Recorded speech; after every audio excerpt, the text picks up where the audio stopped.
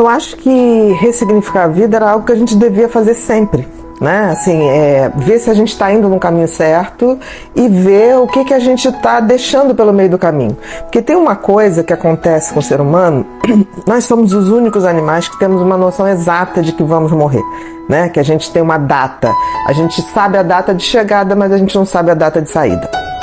O que acontece é que para a gente viver, é como se o cérebro tirasse essa informação de que a gente é finito, de que a gente vai morrer.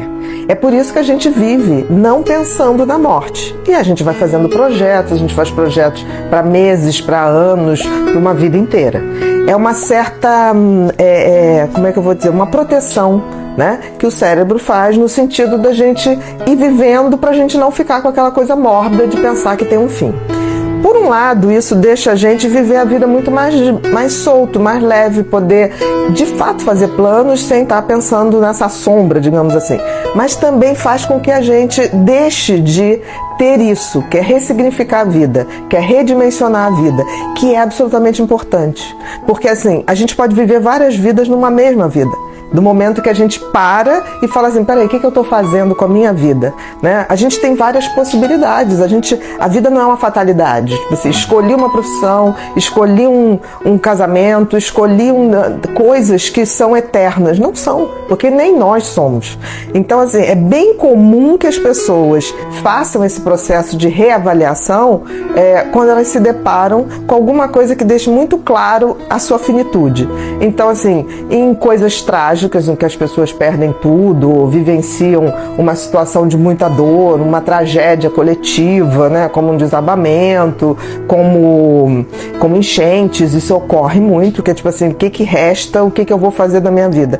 Ou então, quando as pessoas se deparam com alguma doença ou alguma coisa que elas falam assim, nossa, agora é sério, agora eu posso realmente não mais viver. E aí é nessa hora que as pessoas se fazem perguntas do tipo, eu vivi uma vida até agora que eu queria, o que eu estou fazendo está dando sentido à minha vida, o que eu deixei de fazer que eu faria mais. Então, assim, é um momento de muita reflexão. Você trazendo isso, agora há pouco tempo a gente esteve no show do Padre Fábio e ele falou sobre o sentido, o que a gente necessita para ser feliz, né? E aquilo me fez pensar muito. Eu parei e falei um pouquinho com você ali na hora do show e ele trouxe alguns exemplos que ficaram latentes dentro de mim. Um foi quando a gente guarda as nossas louças para o jantar mais especial, e esse jantar especial é todos os dias. Deveria ser. Deveria ser, né?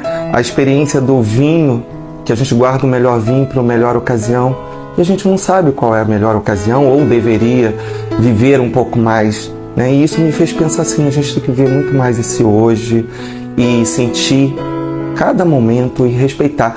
E isso me fez muito essa semana e me fez pensar em trazer esse tema para você. De repente você começou a pensar nesse redimensionar. É interessante você estar falando isso. Sim, eu acho que o que ele quis dizer é isso, né? Que a gente não pode estar esperando o tempo todo o momento ideal para ser feliz, o momento ideal para dizer eu te amo, o momento ideal que a gente vai realizar determinados sonhos. A vida não para, ela é aqui o tempo todo. Eu acho interessante que tem pessoas que falam assim, quando eu me deparo com uma situação ruim, eu queria parar o tempo. Ou quero minha vida de volta. Ninguém nunca roubou sua vida está aqui o tempo todo. Então, assim, a gente tem que ver o que a gente vai fazer. Eu costumo dizer que a gente tem que viver nossa vida como se a gente estivesse o tempo todo criando memórias para num futuro eu poder falar assim, valeu a pena, eu olhar para trás e valeu a pena.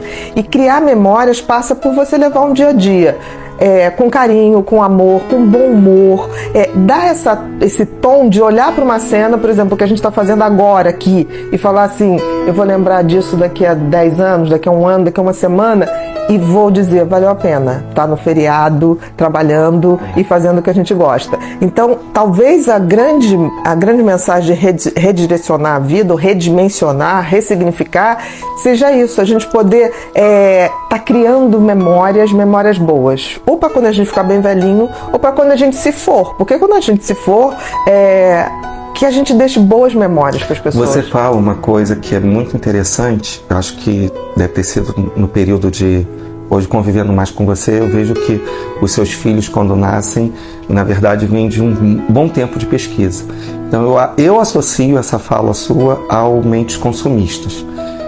Você sempre fala assim, as pessoas têm uma necessidade de viver para o consumismo, de comprar, eu preciso ter uma casa, eu preciso ter um apartamento, eu preciso ter aquilo, né? E chega um momento do ressignificar a vida, que isso tudo fica, e que na verdade você foi a vida inteira vivendo em função dessas matérias, e não aproveitando os momentos que você poderia estar sentado num bom papo, num bom show, com bons amigos, com a sua família, poder dizer um eu te amo, tomar um café da manhã com a família, né? Eu costumo dizer o seguinte, há pouco tempo me aconteceu uma coisa muito curiosa, quer dizer, está acontecendo. Eu tive uma alteração no exame de sangue relativa a um órgão chamado pâncreas no organismo, e aí começa a pesquisar. Isso começou em dezembro, começa a fazer pesquisa, e o que tem, o que não tem.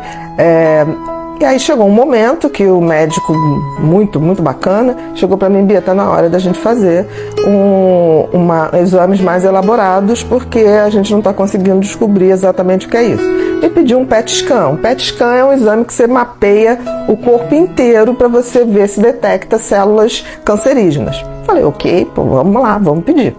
E aí marquei o exame, fui no exame, e cheguei lá, tinha uma sala de espera com mulheres, a gente com aquele roupão, no dia que eu fui só tinha mulheres. E aí uma olhou pra mim e falou assim: o seu câncer é o quê? Eu falei, olha, eu não sei ainda, né? Nós estamos aqui pesquisando. E aí ela falou assim: você tem uma carinha de câncer de mama. Eu falei, olha, eu tenho prótese de mama, mas eu tô achando que não é isso não. Eu vim aqui porque é alguma coisa no pâncreas. Aí ela, não, mas olha só, já fica com o nosso telefone, que nós temos um grupo de acolhimento, parará. É claro que, tomado o primeiro susto, eu falei assim, por que não ir nesse grupo, né? Seja o que for, por que não participar disso? Eu achei aquilo bacana e fui no grupo. E aí cheguei lá, fiquei muito fascinada, porque assim, ali estava se discutindo, por exemplo, se a gente morresse semana que vem, o que teria de importante na vida de vocês hoje?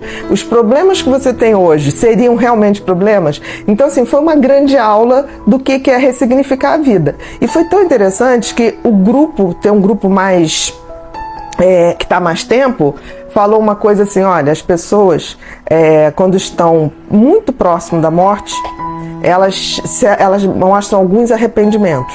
E isso era um estudo que elas já tinham. Primeiro, gostariam de ter tomado atitudes considerando mais as suas necessidades do que os outros. Então elas falavam muito assim, queria ter feito coisas que agradassem mais a mim, menos ao meu marido, menos aos meus filhos, porque hoje os filhos estão criados, o marido está numa carreira brilhante e eu estou aqui sem ter algo que eu diga assim, isso é um propósito de vida meu, independente do coletivo.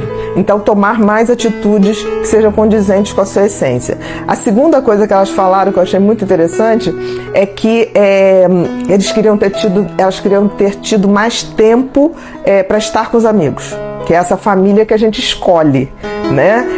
Que é a família do amor. Os amigos são a grande família do amor que a gente tem, e queriam ter tido mais tempo para isso. E outra coisa que elas falaram, queriam ter dito para as pessoas, mais eu te amo, né? Quando ficava naquela coisa, não vou dizer eu te amo, porque senão a pessoa vai ficar convencida, não vou dizer isso, não vou dizer aquilo. Então, essa coisa mais explícita, essa coisa mais sincera, né? E queriam ter perdido menos tempo comprando coisas e vivenciando coisas. Então, por exemplo, de estar numa praia, no pôr do sol, para ver aquele pôr do sol. Porque o pôr do sol tem todo dia, mas a gente nem se toca. Todo dia o sol se põe, todo dia ele nasce. Então, eu achei muito bacana, foi uma experiência que eu ainda estou vivendo nesse processo de busca, mas eu acho que já está valendo muito a pena, né? Seja o que for que vai vir, eu vi assim que a gente precisa fazer isso um hábito mais salutar. Não esperar uma situação de adoecimento ou trágico para que a gente possa rever nossos pontos de vista. Porque a gente pode fazer isso todo dia. A gente pode, inclusive, fazer isso um ato de meditação. Quando eu levanto, e falo, como é que está a minha vida, né? Como é que eu vou fazer minha vida hoje? Como é que eu vou ser feliz hoje, independente de qualquer circunstância?